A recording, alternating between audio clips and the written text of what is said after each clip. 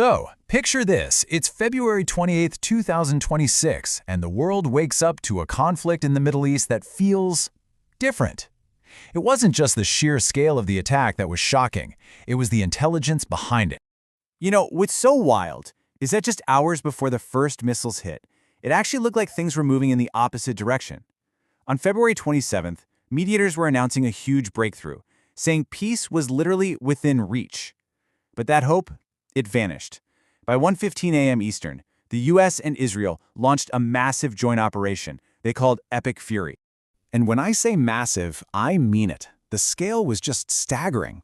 In just the first 12 hours, the U.S. alone carried out something like 900 strikes, a huge, coordinated assault from land, air, and sea, all happening with a speed that was pretty much unprecedented. That first wave of strikes had one, frankly, shocking goal. They hit the compound of Iran's supreme leader, Ayatollah Ali Khamenei, in Tehran. And when the smoke cleared, the news was confirmed he was dead, along with a number of other top officials. So you have to ask, how is an attack with that kind of scale and that kind of precision even possible? Well, the answer changes everything we thought we knew about how wars are fought.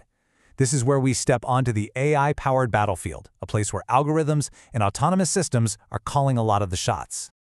Okay, so at the heart of this new kind of war is the Lucas drone. That stands for Low-Cost Unmanned Combat Attack System. Now these things are autonomous, one-way attack drones, and get this, they were apparently reverse-engineered from captured Iranian tech. But here's the absolute kicker, they operate without a pilot and without a satellite link. They are guided entirely by their own onboard AI. And if that isn't wild enough, look at the price tag. Your traditional MQ-9 Reaper drone costs a cool $32 million. A Lucas drone? $35,000. This isn't just a small step forward. It completely flips the script on the economics of war. It makes these super sophisticated autonomous weapons cheap and totally expendable. But the AI wasn't just flying the drones. Nope, the core strategy for Operation Epic Fury, the whole plan, was powered by a large language model. U.S. Central Command was using Anthropic's AI, the one named Claude, to run all its combat simulations and, this is crucial, to actually identify targets for the initial strikes. And this is where the story takes a really fascinating and kind of troubling turn. Because using Claude for this created a huge ethical problem. Anthropic's CEO, Dario Amodei, was on record saying his company just couldn't allow their AI to be used for military purposes without serious safety rules in place. So you've got the standoff, and it came to a head fast. The Pentagon demanded that they get to use the AI without any restrictions. Anthropic said, nope, not going to happen, our ethical guardrails stay. So what was the government's response?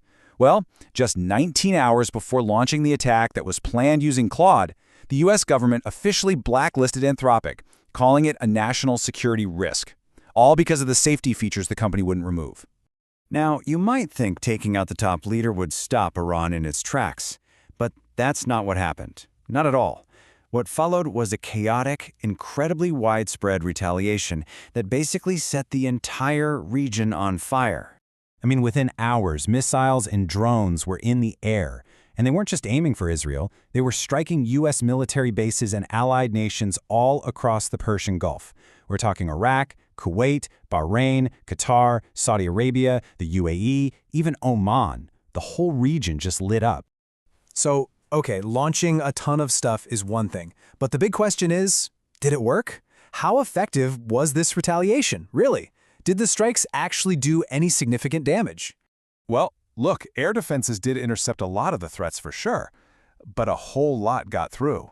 In the UAE, hundreds of projectiles were fired, killing 3 people and hitting civilian targets like Dubai's airport. The U.S. Navy's 5th Fleet headquarters in Bahrain was hit, and a strike on a bomb shelter in Israel killed 9 people. So yeah, this was definitely not just for show. And as you can probably guess, a fire like this doesn't just stay in one region.